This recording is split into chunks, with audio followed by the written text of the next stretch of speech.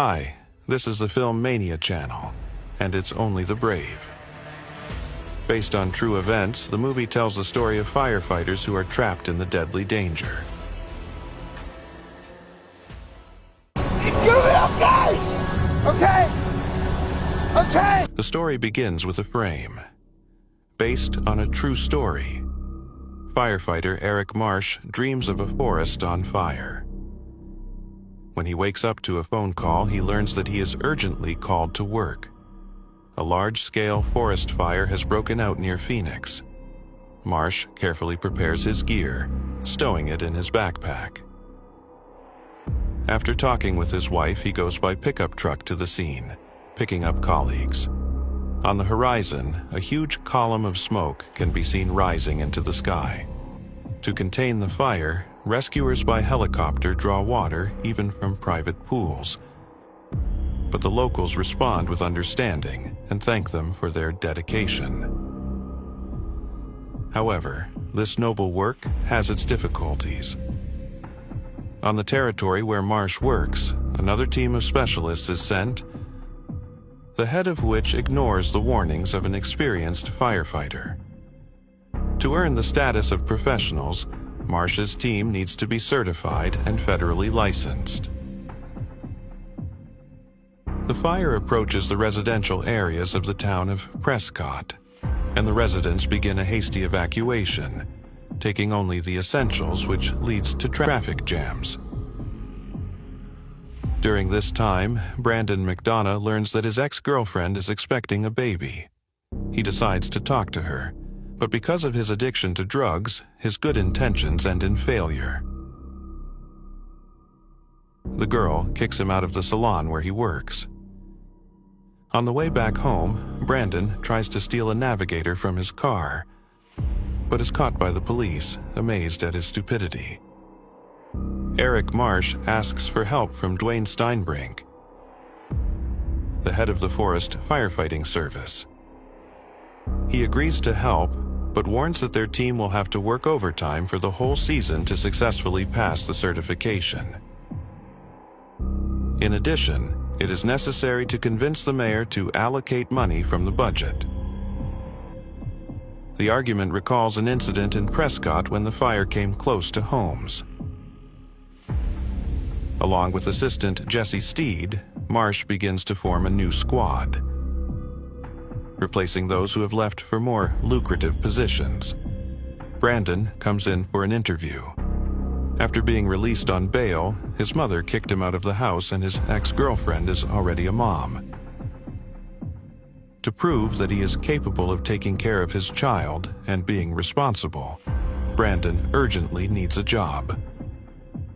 Despite his troubled past, Marsh decides to give him a chance to prove himself.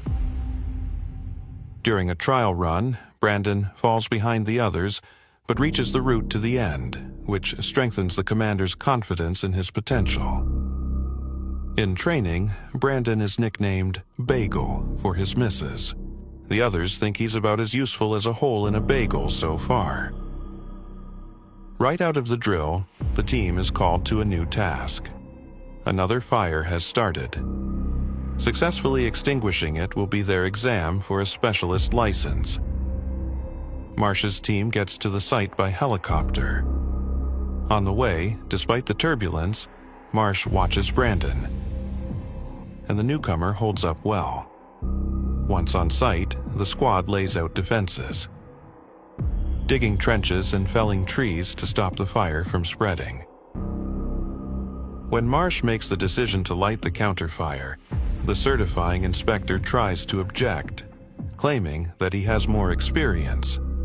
However, Marsh is adamant that he is the one making the decisions here and is responsible for them. After spending the night on the hill, surrounded by the site of the burning forest, the team continues their trek through the ashes. The scorched earth lies beneath their feet, and around them are the charred remains of animals that didn't have time to escape. When one of the charred trees suddenly falls, Brandon saves his comrade by dragging him aside. When landing in the helicopter, Brandon discovers that he has lost his helmet strap, so his colleagues tape the helmet to his head.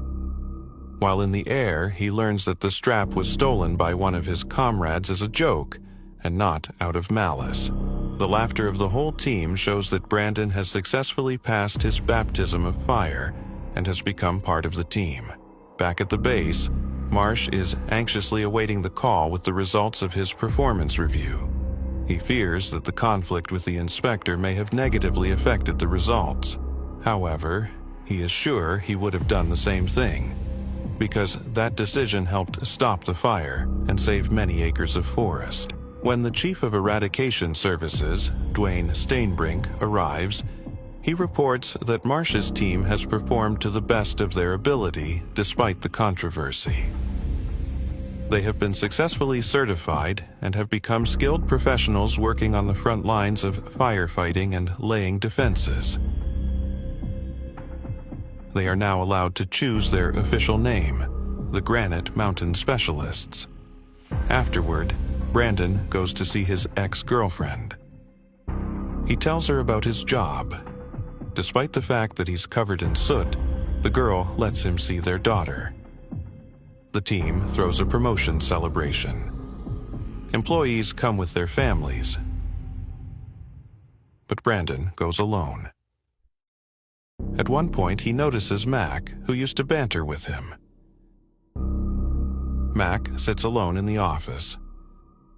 Brandon discovers that he is facing problems in his personal life. Mac's girlfriend cheated on him and he left home. Brandon suggests that Mac move in with him. Brandon has a spare room where Mac has moved in. Events move forward 9 months. Mac is still staying with him, and they take care of Brandon's daughter together when her mother allows them to take the baby. One day, the girl spikes a fever, and the frightened men go to Jesse Steed, whose wife works as a nurse, for help. Brandon admits that this situation has scared him more than any fire he has been involved in. Meanwhile, the squad is sent to the north of the Grand Canyon, where a massive fire is raging. At the site, they are hit by a water drop from an airplane and manage to take cover at the last moment. While working near the fire, Brandon trips and hits a branch, but Marsh pulls him away in time. Later, when the hearth is contained, the entire crew sits on the edge of the canyon and watches the fire finish burning. Back home, Marsh learns that his wife has been in a car accident. This leads to a serious argument. Meanwhile, Brandon's daughter becomes afraid of him, as he has become almost a stranger to her. As Brandon plays with his daughter in the park, they notice a huge column of smoke on the horizon. The forests near Prescott, their hometown, on the slopes of Granite Mountain, are burning. Firefighters from all over the country arrive to help, but the locals are assigned a special mission to protect a national treasure, a tree more than 2,000 years old. To keep the fire from reaching the relic, the squad clears the land to bare ground and burns around the oncoming fire in an effort to contain the elements. However, the wind picks up the burning sparks, which creates additional difficulties. The firefighters even have to make sure their clothes don't catch fire. Despite the challenges, the team is up to the task. In honor of the achievement, they take a photo by the tree, building a pyramid of bodies. At this point, Brandon is bitten by a rattlesnake and is taken to the hospital. As a former drug addict, Brandon refuses painkillers, which earns him the respect of Marsh, who comes to visit him. In the morning, his co-workers present him with a souvenir, the tail of a snake they caught after a long chase. Later, Brandon is visited by his ex-girlfriend and daughter, bringing a newspaper with a photo of the team on the front page. After being discharged, he goes to the saloon where he was once humiliated. Now, he is greeted as a hero that everyone knows and respects. The firefighters banter with Brandon as they check out the snake bite mark. In the midst of the fun, he asks Marsh to come out and talk privately. Brandon thanks him for his trust and a chance to change, but admits he wants to move to a regular firehouse to be closer to his daughter. Marsh doesn't like this. He was reluctant to take on a squad that uses the job as a temporary career phase. An argument arises between them. Marsh reminds them that with his criminal record and past, he is unlikely to be accepted into the regular unit. Later, talking to his wife, Marsh admits that he is worried about Brandon and fears that he may go back to drugs. His wife, however, supports Brandon's decision to spend more time with his family, which leads to their argument. To calm down, Marsh visits an old friend, Steinbrink. Eric tells him a story about a burning bear that haunted him in his nightmares. He compares himself to this bear, recognizing that he keeps running forward, not noticing that he is doomed. Back home, he reconciles with his wife and plans to retire after the season. But in the morning, he is awakened by a call about a new fire in Yarnall. Lightning has struck a dry tree and the fire is growing. Marsh says goodbye to his wife, hoping to tackle the job quickly, and sets off with the team to the scene. Already on the way, Jesse notices that the situation is much more serious than expected. Marsh finds a moment to announce that he plans to leave the post of head, which will be taken over by his assistant. The seriousness of the operation is confirmed at the briefing. In case of failure, the specialists are preparing to evacuate the city and its surroundings. On the way to the site where the boundary must be erected, the team discusses personal matters. Mac talks about his new girlfriend, a nurse he met at the hospital during visits to Brandon. Marsh observes the fire from afar and gives the command to prepare to set a counter-fire. Before the operation begins, he takes Brandon aside, apologizes for their recent altercation, and promises any help he can give, including guidance. He warns that the most important thing is not to snap and go back to drugs. The operation begins, but an airplane dumps water on the newly lit pall, which disrupts the plan. Marsh decides to move the frontier to a neighboring hill. Brandon, the designated sentinel, manages to get to the new location by hitchhiking. Brandon is stationed in a warehouse and observes the situation. When the wind abruptly changes and picks up, the fire is fast approaching. Brandon leaves the location in a hurry, hiding in the smoke and among the flaming bushes. The fire reaches the first control point and Marsh's team is forced to retreat. The same man who gave Brandon a ride helps him escape the fire trap. The firefighters withdraw towards the town, picking up the Granite Mountain vehicles on the way. Marsh climbs to the top of the hill to assess the situation.